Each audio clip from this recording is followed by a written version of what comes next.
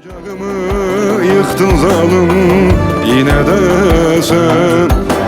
Bu mu, bu mu, kara sevdan bu mu, bu mu, yeminlerin bu mu, bu mu, insanlığın bu mu, bu mu, bu mu, kara sevdan bu mu, bu mu, yeminlerin bu mu, bu mu, insanlığın bu mu?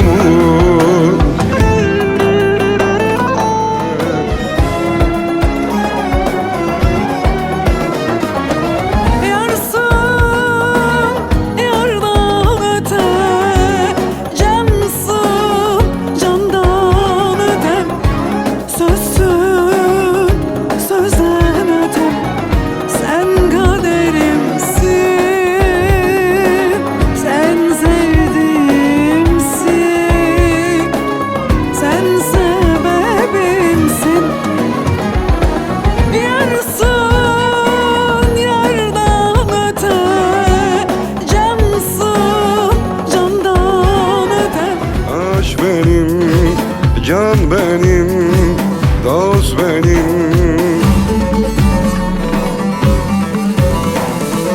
Niceleri dönmedi ki yolunda.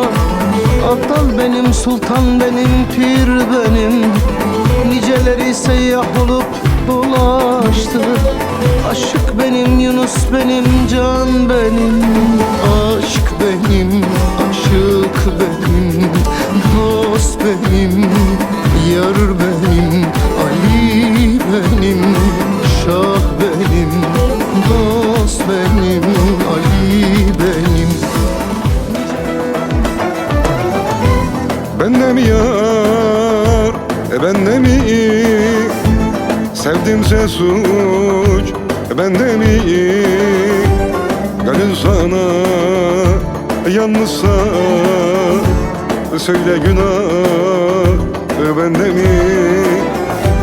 Bu can sana yalnızsa bütün günah bende mi?